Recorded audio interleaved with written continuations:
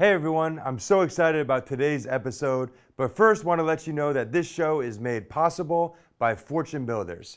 I also want to take a minute to invite you guys to an amazing opportunity to learn from some of the top experts in the real estate industry about how to get started in real estate or scale an existing business to the next level. Fortune Builders is hosting a one-day webinar to help you learn about real estate investing in today's market. So throughout the show, if you feel like you're ready to get started, go to FortuneBuildersShow.com to register. Again, that's FortuneBuildersShow.com to register. If you're watching on YouTube or Facebook, you'll find a link right below the show so you can get there that way as well. And please remember that the content of this show and every show is for educational purposes only. Myself or our guests are not going to be providing any legal, financial, or professional advice. If we share specific results, they are attributed to an individual or a business, and we can't guarantee the results will happen for you, those earnings or the income will match those figures. The bottom line is there's always risk when investing in real estate. You can make a lot of money or you can lose a lot of money, and it's hard work. But that doesn't mean we can't have fun doing it. So let's get into today's episode. From a team that has $1 billion in real estate investment experience. A show to help you learn the strategies and systems it takes to get started investing in real estate. This is the Fortune Builders Real Estate Investing Show.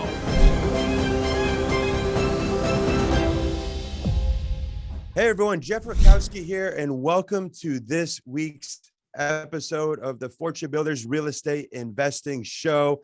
I am pumped about today's episode because we don't do this a whole often, but when we do, it is fire. But what we're doing today is we're actually interviewing a couple of our students that have gone to do some great things. And actually, specifically, we're going to focus on a incredibly lucrative deal that they just completed in Northern California. So stay tuned. You guys are going to love it. Before we get into it, though, the term of the week this week is actually a term known as exit strategy.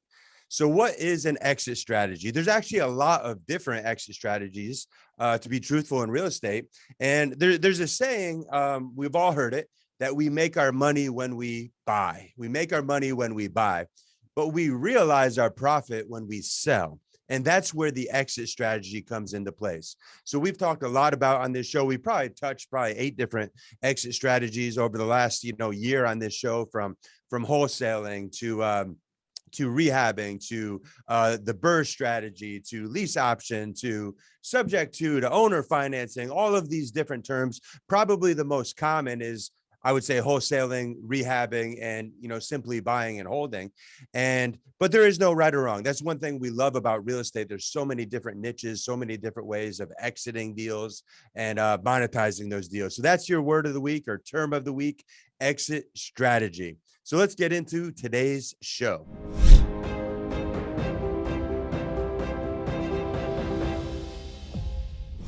All right. So as I said, we are highlighting some of our students today. We have on the call, the Zoom, whatever we want to refer to it, we have Warren and Sue Rodgerson. Welcome to the show, guys. Good to see you.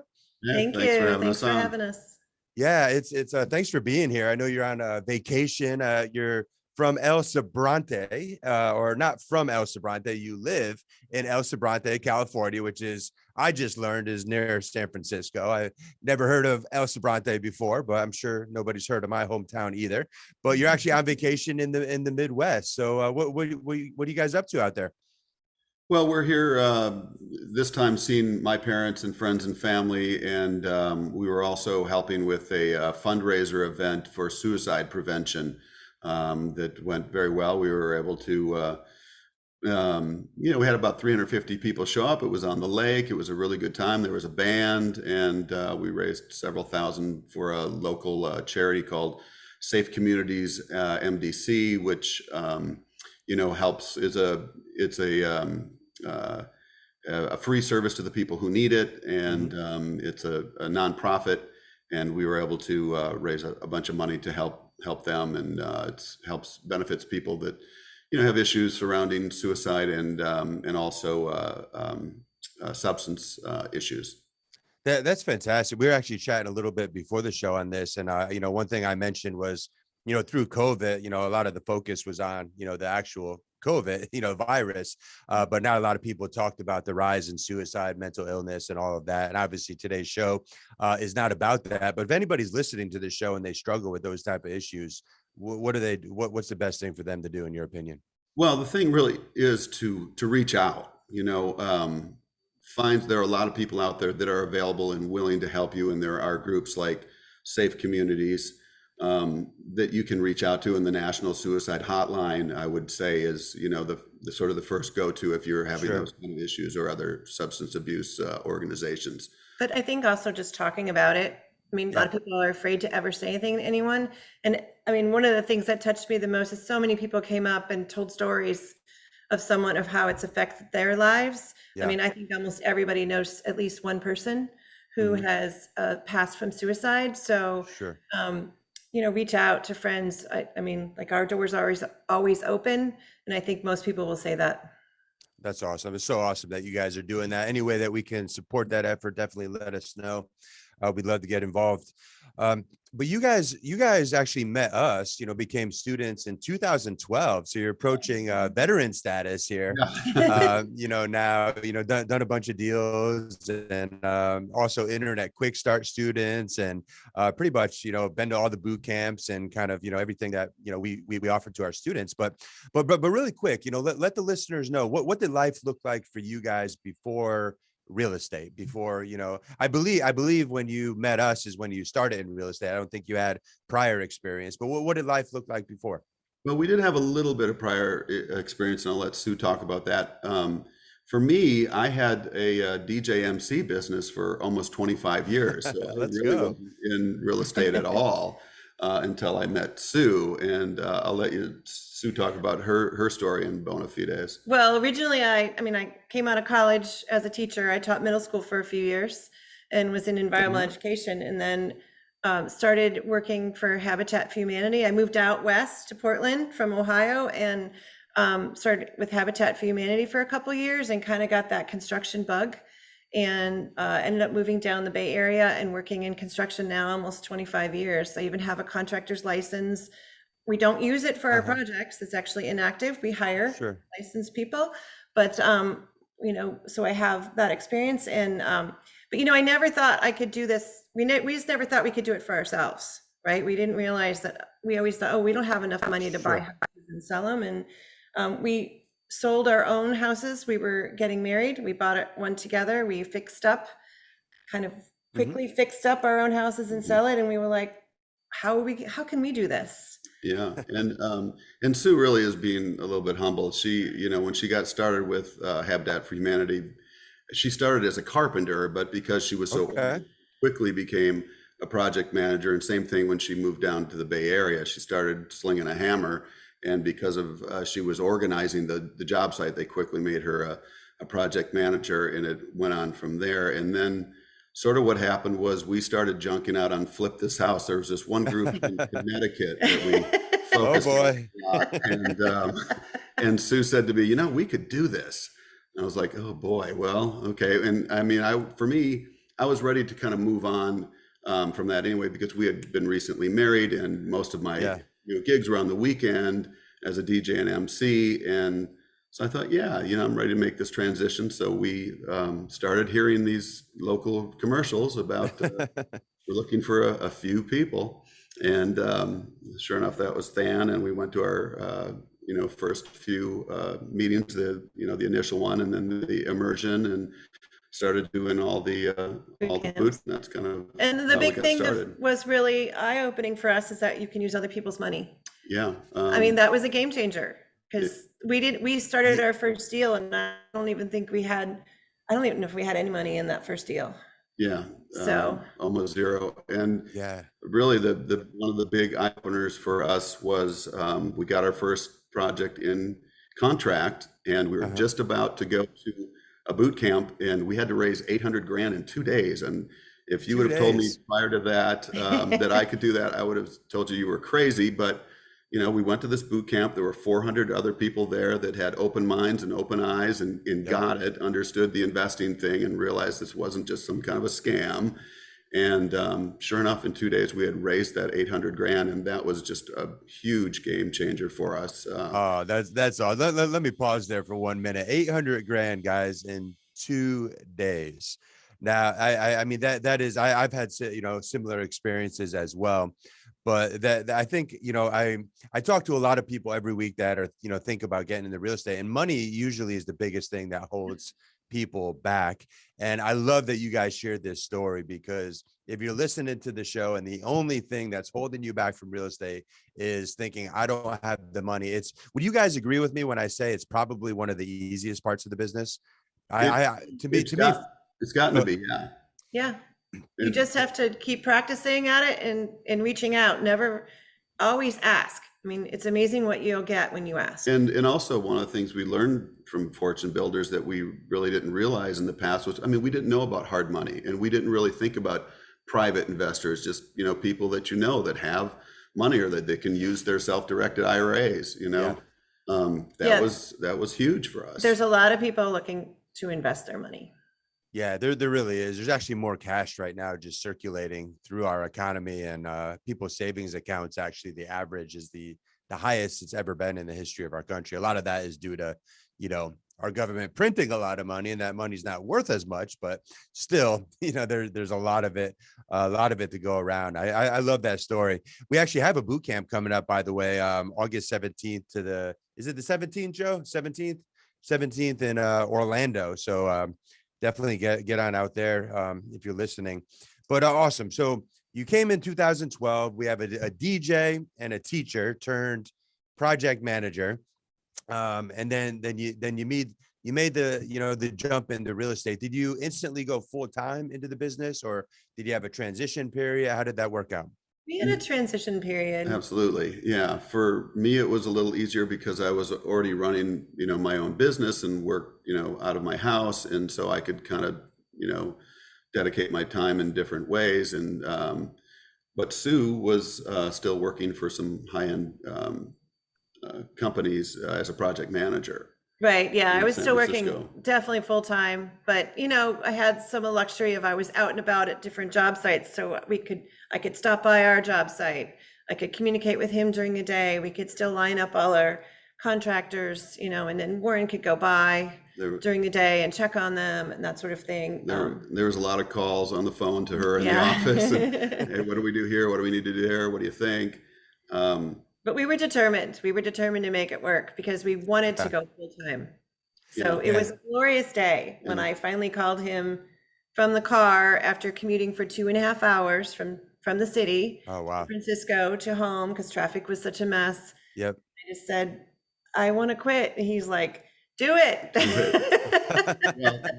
And the big springboard too is we had done a couple of 3 deals, and then we finally got this deal that was, you guys actually have it on your FB wins. We had submitted this one a long time ago. It was in 2014, 2015, but it was this project that was a hoard, and it was a 2-year hoard. There was literally, we took 42 tons of stuff out of this property, and it was a hot mess. And but we did all the construction part in 17 weeks. It had started out as it was going to be a foreclosure, and then it ended up being a short sale, cash for keys.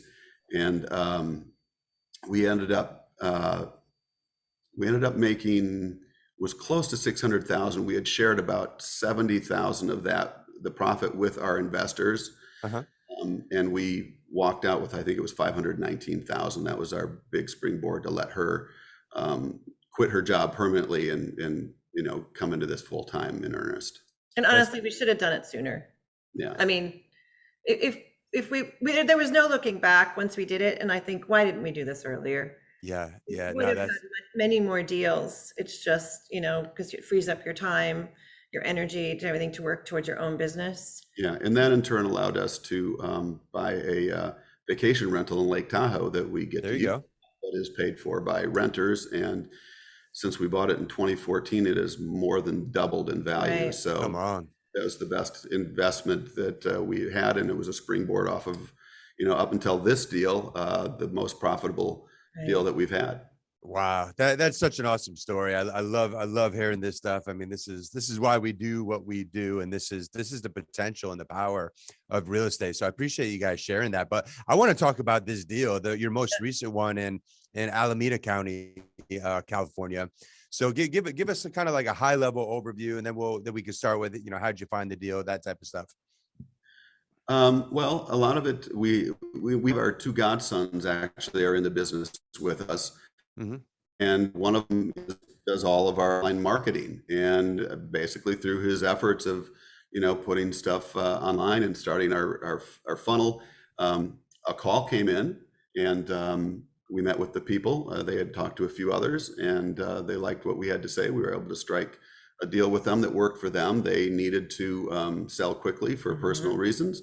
And that's sort of the basics. And it was a project that was actually already started. Part of the house, they had framed and put windows and some rough plumbing and electrical in an addition that was permitted by the city, but the rest of the house was pretty much, I mean, we say it was borderline inhabitable. They should not have been living in there, but they were living in there. And then we took it on, and then of course we expanded the scope to remodel the whole rest of the house and then finish what work was started. I love it. Well, let's talk about marketing for a minute, just because I mean, I always we always joke that not joke, but marketing is the most vital piece of any business. I mean, if we don't have consistent leads coming in, we're not going to find deals like like the deal that you guys found, and all the other ones. So so I know you guys, I mentioned your internet quick start students, but how do like the internet marketing is just becoming so vital and so important in this business and in this industry. So like, just on a higher level, just the internet marketing, how has that benefited your business overall? Not just, obviously you found this great deal from it, but expand on that a little bit. You really need to have a consistent presence out there. And we work in all different ways to do that. I mean, as Warren said, our godson, who's also named Warren, is between Facebook and Instagram and LinkedIn and I think even Google ads, and working out there consistently, having postings. We have a pretty good presence. And so these people actually found us. I think they Googled like sell your home fast or something. I don't even know. It'd be interesting to know what the keywords were. I'm not sure to do that, but that's how they found us. They found us by just Googling. And I mean, even beyond that too, you start to make contacts and build your sphere of influence, right? You never know where that's going to lead to and how that's going to bring a deal to you. And so that's been really, really valuable as well. Yeah. I mean, networking, but finding meetups online, even during COVID, we did them on Zoom. Sure. So you have to get yourself out there. You're absolutely right. So, all right. So we find this deal, you get it under contract. So it sounds like, work had begun, maybe a previous investor ran out of money, something like that, type of situation. So what were you looking at construction wise? What did the property need? What had to get done? Oh, well, we were originally going to finish the addition. It was like a 680 square foot addition of like a primary bedroom and a second bedroom and 2 bathrooms up there. And then redo the downstairs to be kitchen and 2 bathrooms and a family room, that sort of thing. But it spread to pretty much everything. I mean, fortunately the foundation was already done, so that was great, and by a really good company in the area. So that was done, and the stucco was done, but we ended up having to do lots of stucco patching, paint the whole outside, and I think we gutted most of the interior. Pretty much a full We weren't planning on that, but we decided it was worth doing, and so flooring, paint, all new kitchen, all new bathroom, all new plumbing, all new electrical. And we even ended up fixing a lot of the work that was done in the upper, like redoing it. We thought it looked good, but when we came down to it, there were a lot of mistakes, a lot of structural issues that were not done properly. And we fixed everything with our engineer. So. So basically every surface that you could see in the house was brand new. Yeah. So the house is pretty much a borderline gut, full gut. And, Sue, you obviously have one of your strengths is project management and all of that. So this is a significant, rehab. Any tips or advice for hiring and managing and overseeing contractors? That's obviously a big, big concern of a lot of investors. Yeah, I think we spend a lot of time trying to find the right people. And then when you do have someone, you really work to make them part of your team. This contractor that did the work, we met on a previous job and we really liked him and his team, and they're keepers. So I think the thing is take care of your people, communicate really well what you need, and make sure they have, the proper insurance and licensing. I Sure. think that's really critical. I mean, I know that a lot of people come in and say they're going to do things for less and they can do it faster. I can just say that usually that doesn't happen. I mean, they're going to tell you what you want to hear. Yes. So you really have to vet your people, check their references and be, especially when you first work with them, be out there a lot, as much as you can until you really are confident in their abilities. And for us, it really helps that we have, Sue with the experience that she does have to manage these, to make sure things are happening in the right order, Sure. that there, as little time wasted as possible. And, that's a big thing. And so, go to the rehab boot camp multiple times and don't listen to, what is that character JD made up that, was it Holmes, JP Holmes or Something JD? like that. Hilarious. Wow. But, yeah, watch out for that guy. But I think that the thing is that a lot of people don't have the construction experience. And if you don't, you just need to find someone to work with you as part of your team. And bring them into as a team member in some sort, right? Make them feel empowered. They don't have to be part of your company, but we have a lot of team members that are not part of our company. And I think that's such an important such an important concept. So how specifically do you kind of make, this is not a paid employee, it's a 1099 contractor that you're hiring to do jobs, as you have them. But what are you doing to really make them feel part of your team? Well, you get to know what's really important for them Mhm. and what's important for their company, and you make sure that that's being fulfilled. For example, one of our favorite contractors, he's a little newer at the business side of it. So I really help him out a lot with the business aspect of it and budgeting and then also communicating timelines and how many guys he has, schedule, and working with him on that, because he's not as good about saying that to me. And I know that. So I provide schedules and timelines for him. And then we work together. I walk the jobs with him. I go to the inspections with him. So he knows that I'm supporting him if there's a problem. And then I also know that he knows what he's doing. And the other thing I was going to say is to, let them know they're appreciated. Yeah, very much. Thank them for the things that they do when they save you time, when they save you money. Yeah. And when you're done with the job, like one of the things we're doing, we're having a big pool party for, all the guys that were on the construction crew for this last project that we're talking about right now. We're having that when we get back. Yeah, feed them, feed them some good food and let them know they're appreciated. We get lunches periodically, and we make sure one of us is there and thanks them.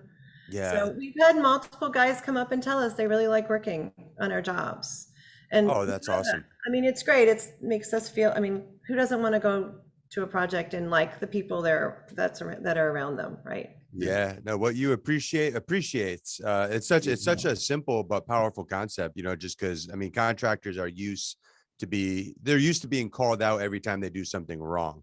But Right. very few people. And that's really not contractors. That's kind of life in general. Most people, point out the wrong and never really acknowledge, what is done well and all of that. So that is awesome. So on this specific project, what would you buy this property for, by the way?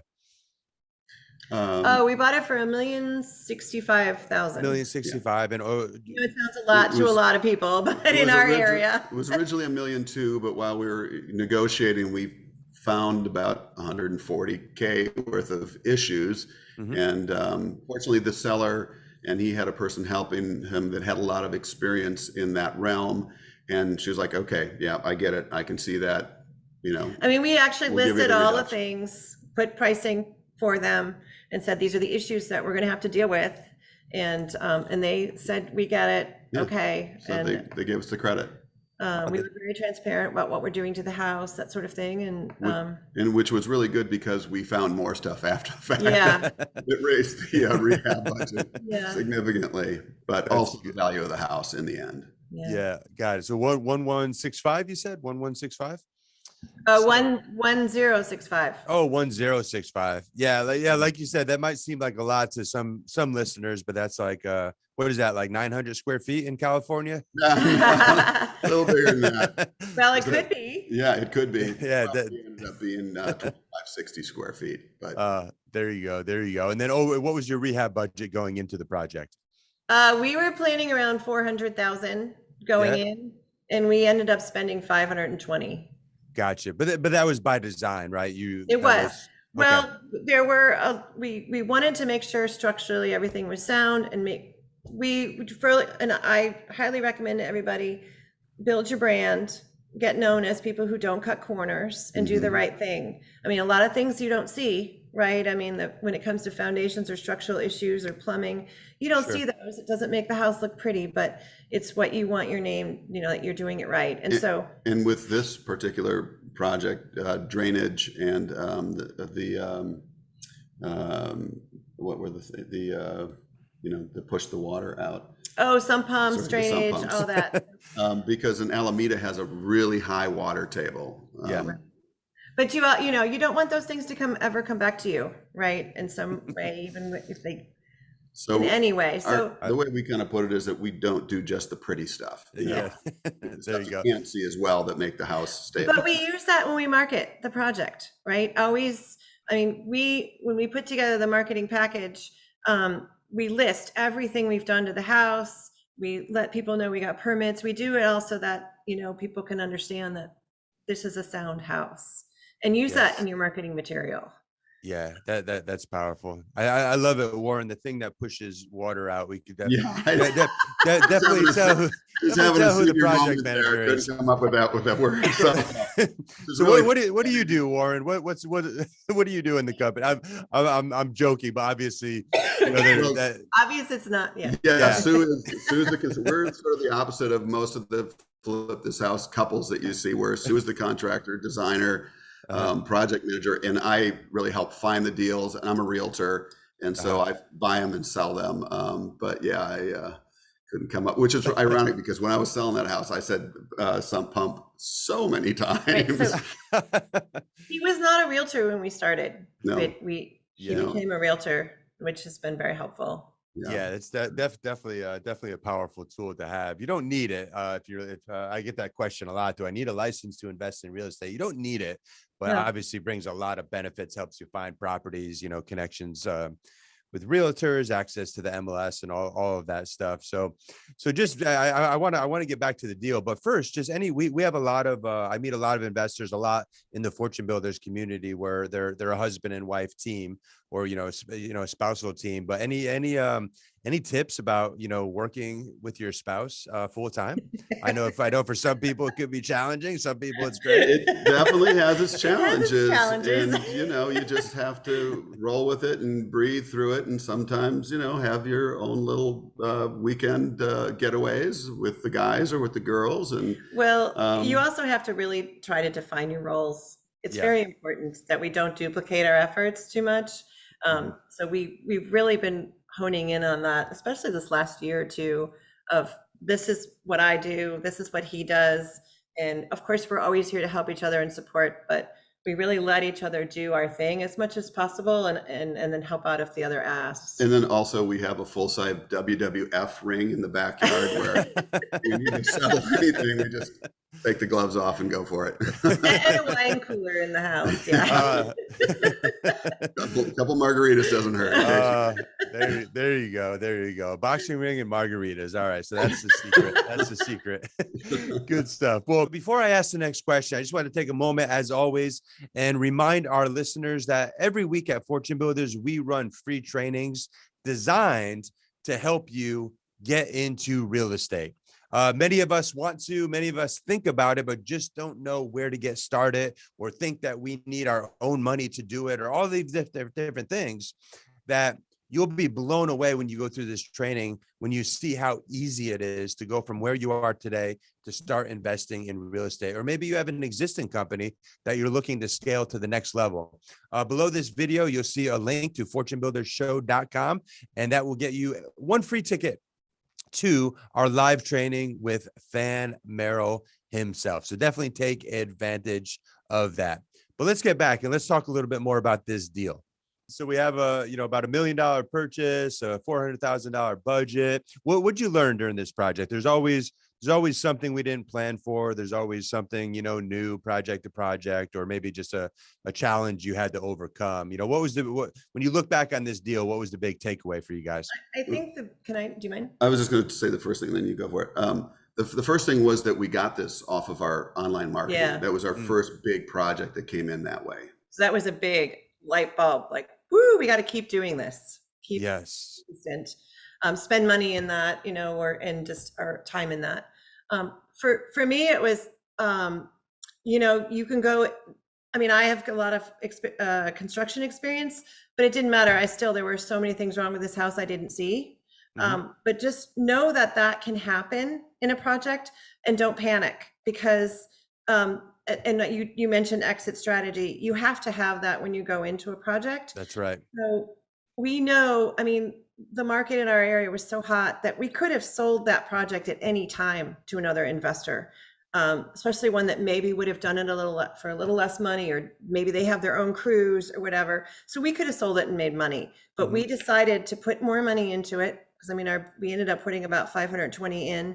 Sure. We put more money into it and made it a very high-end house, very beautifully designed, beautiful tiles, gorgeous kitchen, open it up, all this stuff, because we knew that would bump us up into the higher price point to sell, and then we could get more profit. And that's what happened. Yeah. And as it turned out, we kind of got, when we finally went to sell it, the market was, starting to cool off and going into that. We figured that if we would have been able to sell a couple of months earlier, could have been a couple $100,000 more. But we still made $525,000. So we were very happy. It's just all about timing. And but it wasn't in the cards to finish it earlier, because we just had a lot more to do on the project. Sure.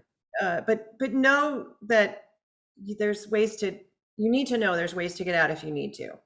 Yeah. That's so important, defining your exit strategy ahead of time. And one thing you said that was really, that's really valuable, is like you went into it planning a rehab, but when it's a good rehab as an exit strategy, you always can fall back on a quick wholesale if you have to. Yeah. Not that you want to, but you have that, you have that built in. So that is good. So so what was the sales price? And tell me about the sales process, the buyer, just how all that went down. You want to do that? So we had a couple of weekends of open houses. We had, of course, everybody in the neighborhood wanted to see this, because this project had gone on for about 2.5 years before we took it over. And then we completely finished it in about 9 months, and still did the majority of the work on it. Yeah, the neighbors were very happy when we were finished. Yeah, I'm sure. They were so angry at the previous person for taking so long. So we had tons of neighbors. Everybody wanted to see it, which is generating more business for us as well. We took offers and ended up selling it for $2.4 million. Mm-hmm. Incredible. That's the power of real estate, and that is a DJ, MC, and teacher. If you're listening and you have an excuse because you don't have real estate experience, I think I think you got to eliminate that excuse, in my opinion. But you know what? One thing I always like to ask every guest, and I'd love to hear from both of you guys on this, is, you know, just from teaching and training students for so long and interacting. I mean, everybody has an interest in real estate in one way, shape, or form. But I find the biggest thing that holds people back is just fear. You know, just Mhm. fear of leaving what's comfortable, fear of, you know, just stepping into something new, learning something new. And obviously fear isn't, you know, unique to business, you know, that could affect us in all areas of life. But how do you guys, how do you guys overcome fear in your lives or business, or maybe even just like even making that jump into real estate? Like, what does that process look like for you guys? Well, you know, there's always going to be fear. I just say, you know, you have to face the fear and you have to make reasonable leaps of faith. I heard uh, uh, Kenneth Ken Branson, is it Kenneth Branson owns Virgin? Uh, oh, Richard. Richard Branson, sorry, Branson. Yeah. Richard Yeah. Branson. He said that the way he makes decisions is he gathers about 50% of the information he needs to make the decision, and then he makes the decision, because you can't ever have all of the information you know, ahead of time. And so there is some leap of faith. So there's that, and then there's just, you know, having each other, and you know, some days just talking each other down a little bit. We Sure. can do this. We've got the system in place. We'll figure this out. We'll, you know, make the adjustments that we need to, and it's sort of that AAA, adapt, adjust, accommodate. And for me, that's how Right. I look Well, at it. to add to that is really, I mean, for us is our team. I mean, we've really worked Yeah. hard to build our team. Our Drake and Warren, our godsons. I mean, they started, they were still in college, and they said they wanted to learn more about our business. And we started Mhm. we put them on our team, and we started taking them to boot camps. So they were 17, 18 Sure. years old. And then they said they really want to join on with us when they graduate. So they now work full time with us. And so we're building this team. Everyone has different strengths and kind of specialties, you know, Mhm. from accounting to the marketing to real estate to the realtor side to construction. And I think whether it's on your team, your immediate company team, or people in the community, you have to find those people, and they're the ones who are going to help you to get through. I mean, you Yeah. can't do it by yourself. I really think, sure, you can own the company by yourself, but you can't do the work by yourself. So Agreed. find the people around yourself with really good people. And even when you're scared, that's when you go to the person like, help me out, And, you talk me know, down. also the overcoming fears really comes to education as well. And for us, Yes. again, Fortune Builders helped a lot with that, because, you know, we learned systems, we learned Sure. the techniques. Sure, you're going to go out there and screw them up a few times along the way, but then you learn in an even deeper sense by having had the experience, not just seeing it in a, you know, a sort of a classroom type setting. Well, Yeah. and the thing we always say, we say it so much, and I think it came from, Fortune Builders. yeah, maybe from Than or Done is better than JD or perfect. something, was, yeah, is done is better than perfect. There I you mean, go. I'm a perfectionist, so that's one of my things that I struggle with. And he says it to me all the time, done is better than perfect. And it does, it kind of kicks you out of that mode, like, okay, I gotta stop, let go a little bit. Let's and, keep moving Yes. and forward. realize we've done a good job. Right. That's man, so many nuggets in there, what you just shared. But yeah, that's absolutely right. I love the reference to Richard Branson too. I would recommend everybody listening. I think it was like an ebook, but he wrote a book called Screw It, Let's Do It. And Yeah, then Yeah, I love that. and then that's where he laid out that principle that you were referencing, Warren. You know, he basically says, when you're presented with an opportunity, learn about 50% of what you need to know, and then surround yourself with a good team, like you said, Sue, and then take action. Because if you wait to know everything, you never will. yeah. And if you wait to know more than 50%, then, you know, other people are going to be beating you to the opportunity and making money you should be making. So excellent advice. Any final words of wisdom or anything you want to leave with the listeners today? first. I think my thing is to always remember to step out of your comfort zone. I mean, every day, I'd say I try to do that. It happens every day. And think of that as a positive thing, because if you get really stressed out about it and you just get, you know, stuck. So push yourself to step out of the comfort zone, and it ends up being kind of fun. And just realize that education doesn't stop. Yeah. Education is a lifelong pursuit. And, for us, by the time we came to Fortune Builders, we were both well out of college and had been, professionals in our industries for a long time. But, all this new education that we got over these past 10 years with Fortune Builders has been huge, and the networking, the power of networking. Yes. So just continue to educate yourself and continue to network, and good things will come to you. Yeah, I would say network, and network with other investors. I mean, we have a lot of investor friends in the Bay Area, and they're not our competitors, which is one big thing. I think people in other industries, they compete.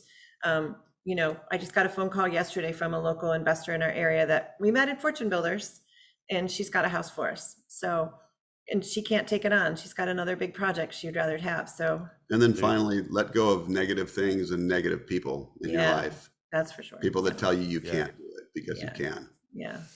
Man, we got to have you guys back on the show again. You're just dropping wisdom, like line after line. I love it. But thank you so much for coming on and taking time away from your vacation. We really appreciate it. And congratulations on all your success. And I know you have a few more deals, big deals coming in the pipeline as well. So maybe we could talk about one of those in the future. But thanks so much, guys. And thank you to everyone that tuned in. As always, us here at Fortune Builders, we are on a mission to empower your purpose through financial education. So if you've ever thought about becoming a real estate investor, but don't know where to start, right below this video, you'll see a link that says FortuneBuildersShow.com, and that will give you access to a free training, actually training with Dan Merrill, the owner of Fortune Builders, that will tell you exactly, how to make the dream of investing in real estate a reality. So if you're interested, click on that link. Everyone else, thanks again for being here. Tune in next week to the Fortune Builders Real Estate Investing Show. God bless you guys. Take care.